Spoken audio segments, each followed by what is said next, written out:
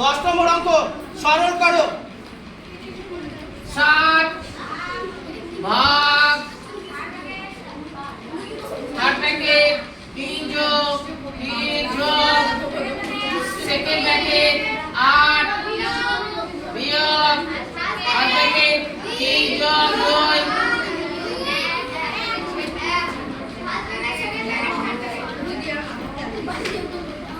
সব ঠিক রেখেছি আমি। দেখো এখানে আমরা কি বলেছিলাম, প্রথমে হচ্ছে সরল বন্ধনী বা বার, এখানে বার আছে, এর বারের পরে হচ্ছে বদমাশের নিয়ম, বন্ধনী বা ব্র্যাকেট, প্রথম ব্র্যাকেট আছে, প্রথম ব্র্যাকেট তো অবশ্যই আছে। দেখো প্রথম বন্ধনীর মধ্যে আবার ভালো করে দেখো যোগও আছে আবার বিয়োগও আছে। কার কাজ আগে করব?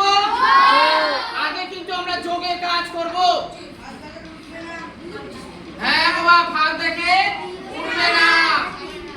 যোগ সেকেন্ড ব্র্যাকেট তার বিয়োগ। দেখো এই কাজটাকে করছি, তাহলে 5 বিয়োগ 1।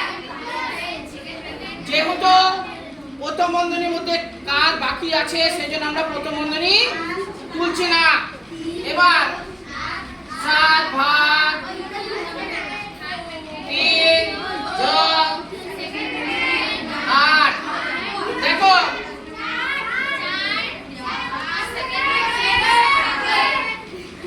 কারো বুঝতে অসুবিধা হচ্ছে লেখাগুলো? এবার 7 ভাগ দ্বিতীয় ব্র্যাকেট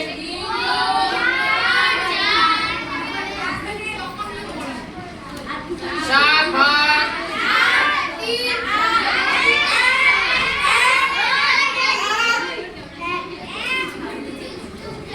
অর্থাৎ 1 হচ্ছে আমাদের উত্তর। সরল কি কারো বুঝতে অসুবিধা হলো? শোনো, পরীক্ষার সময় এই ধরনের অঙ্ক থাকতে পারে, বোঝা গেছে? যদি সরল বন্ধনী থাকে প্রথমে আমরা সরল বন্ধনী বা বারের কাজ করব, তারপরে ভাগ bracket, second bracket, third bracket.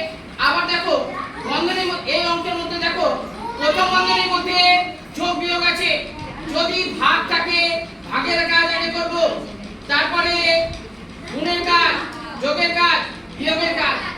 এরকম আমরা অনেক অঙ্ক পেতে পারি যেখানে ভাগ যাচ্ছে না। দেখবে গুণ করে নেওয়ার পরে ভাগ যাচ্ছে, তখন আমরা কি করব? ভাগ না গেলে ভাগ করব না, গুণ করব। বোঝা গেছে? গুণ যদি না থাকে, অন্য যদি যোগ থাকে তাহলে যোগ করব, বিয়োগ থাকলে বিয়োগ করব। কারো বুঝতে অসুবিধা?